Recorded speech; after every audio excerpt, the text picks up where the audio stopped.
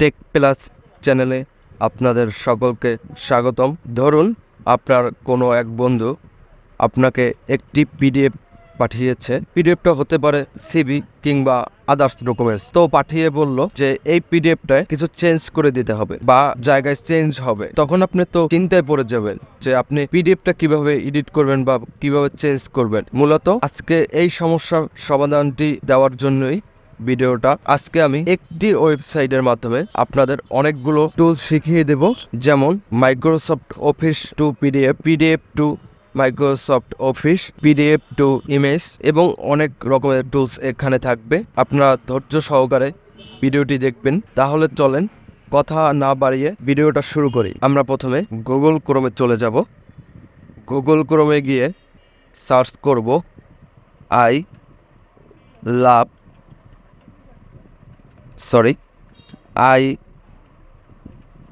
Love to PDF search করার পরে আপনাদের সামনে এরকম একটা ইন্টারফেস আসবে।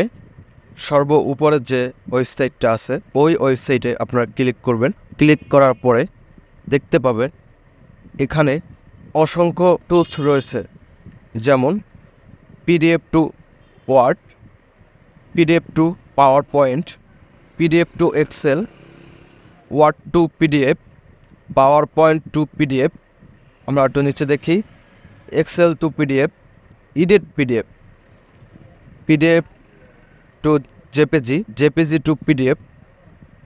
এখানে এরকমের অনেক ফিচার আছে, এখানে এরকমের অনেক টুলস আছে। আপনাদের যার যেমন দরকার আপনারা তেমনি পেয়ে যাবেন। যেহেতু আমরা পিডিএফ টু মাইক্রোসফট অফিসে কাজ করব, তো আমরা এখান থেকে পিডিএফ টু অফিসটাকে সিলেক্ট করে নিলাম।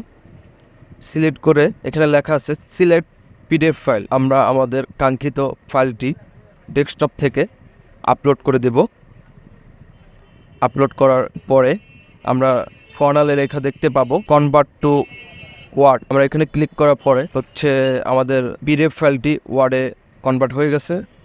আমরা এটিকে এখন ডাউনলোড করব। কাঙ্ক্ষিত ফাইলটি আমাদের ডাউনলোড করা শেষ। এবারে আমরা ডাউনলোড ম্যানেজারে গিয়ে ফাইলটি ওপেন করব। এই যে দেখুন পিডিএফ ফাইলটি মাইক্রোসফট অফিসে রূপান্তরিত হয়েছে। আমরা ওপেন করি। ওপেন হয়ে যাওয়ার পরে আপনারা এখান থেকে সব কিছুই চেঞ্জ করতে পারবেন। যেমন আমি ছোট একটা কিছু চেঞ্জ করে দেখাচ্ছি। ওয়েট, আমরা এই সিগনেচারটি ডিলিট করে দেব। সিগনেচারটি ডিলিট করে দিলাম। নিচের নাম এবং ডেটটা ডিলিট করে দিলাম। আমরা রক্তের গ্রুপটি চেঞ্জ করে দিব। আমরা রক্তের গ্রুপটা চেঞ্জ করে দিলাম ও পজিটিভ। আমরা একটু ওয়েটটা বাড়িয়ে দেব।